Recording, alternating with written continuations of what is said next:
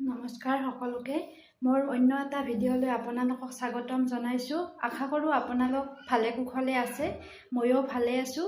প্ৰথমতে মই আপোনালোকক শাৰদীয় লক্ষ্মী পূজাৰ আন্তৰিক শুভেচ্ছা জ্ঞাপন কৰিছোঁ।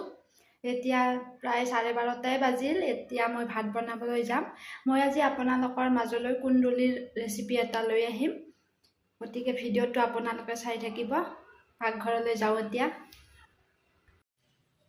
এতিয়া মই চব্জিখিনি কাটি ল'ম। কুন্দুলিখিনি ধুই লৈছোঁ আৰু 2টা আলু লৈছোঁ, এটা পিঁয়াজ লৈছোঁ আৰু কেইটামান জলকীয়া লৈছোঁ।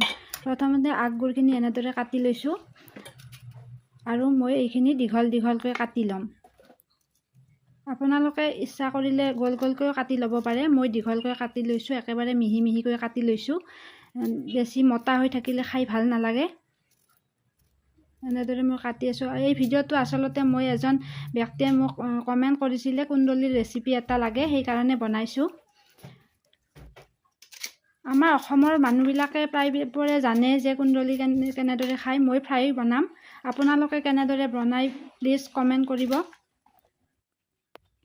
কিন্তু বহিৰাজ্যৰ বহুতো লোকে নাজানে কেনেদৰে বনায়। মোক বজাৰলৈ কেতিয়াবা একেলগে যাওঁ, কিছুমান মহিলাই সোধে কেনেকৈ চব্জি বনাই কুন্দুলিৰ, শিকাই দিবাচোন। মোৰ ছোৱালীজনী খাই খুবেই ভাল পায়, সেইকাৰণে মই বনাওঁ মাজে মাজে। বজাৰত গ'লে তাই প্ৰায় কুন্দুলি দেখিলে লৈয়ে আহে। প্ৰথমতে মই কেৰাহীখনত তেল দিছোঁ আৰু কেইটামান গোটা জিৰা দিছোঁ। পিঁয়াজ এটা কাটি লৈছিলোঁ, পিঁয়াজখিনি দি দিছোঁ আৰু জলকীয়া কেইটামান কাটি লৈছিলোঁ, সেইখিনি দি দিছোঁ। এইখিনি মই ৰংচোৱা হোৱালৈকে ভাজি থাকিম। কুন্দুলি খাবলৈ ইমান ভাল নালাগে যদিও মই ইমান ভাল নাপাওঁ, মোৰ ছোৱালীজনীয়ে ভাল পায়। কিন্তু আমাৰ কাৰণে স্বাস্থ্যৰ কাৰণে বহুত উপকাৰী। ই মধুমেহ নিয়ন্ত্ৰণ কৰাত সহায় কৰে, ওজন কমোৱাটো সহায় কৰে। এতিয়া মই ইয়াত আলুখিনি আৰু কুন্দুলিখিনি দি দিছোঁ। আৰু শৰীৰৰ ৰোগ প্ৰতিৰোধক হিচাপে কুন্দুলি বহুত সহায় কৰে আৰু চুলি আৰু ছালৰ কাৰণেও বহুত উপকাৰী হয়। আপোনালোকে কোনে কোনে ভাল পায় এই চব্জিবিধ জনাবচোন। মই আলু আৰু কুন্দুলিখিনি দি অকণমান লৰাই আছোঁ আৰু ইয়াত সোৱাদ অনুসৰি নিমখটো এড কৰিছোঁ। এতিয়া এইখিনি মই লৰাই থাকিম অলপ সময়ৰ কাৰণে আৰু ঢাকনিৰ সহায়ত ঢাকি ৰাখিম।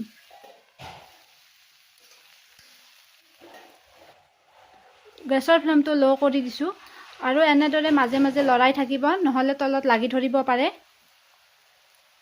এতিয়া মই হালধি গুড়ি দি দিছোঁ আৰু ইয়াত মই অকণমান ধনিয়াৰ গুড়ি দি দিম। আপোনালোকে ইচ্ছা কৰিলে ৰেড চিলি পাউডাৰ ব্যৱহাৰ কৰিব পাৰে, মই কিন্তু কৰা নাই। কেঁচা জলকীয়া দিছোঁৱে, ল'ৰা ছোৱালী সৰু আছে, বেছি জ্বলাও খাব নোৱাৰে। আৰু এই হালধি গুড়ি আৰু ধনিয়া গুড়িখিনি দি এনেদৰে মই লৰাই আছোঁ।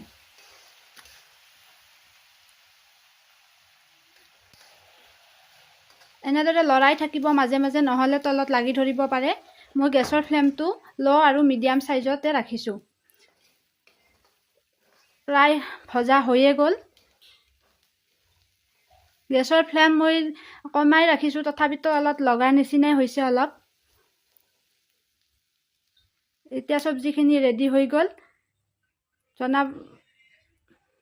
ভিডিঅ'টো শেষলৈকে চোৱাৰ বাবে আপোনালোকক বহুত বহুত ধন্যবাদ জনাইছোঁ।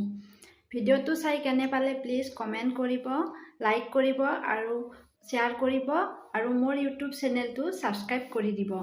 যিসকলে মোৰ এই ভিডিঅ'টো ফেচবুকত চাই আছে, আপোনালোকলৈ মোৰ এটাই অনুৰোধ, মোৰ ইউটিউব চেনেলটো @saya1993 বুলি আছে, লিজাজ ভ্লগ, সেইটো আপোনালোকে প্লিজ ছাবস্ক্ৰাইব কৰি দিব।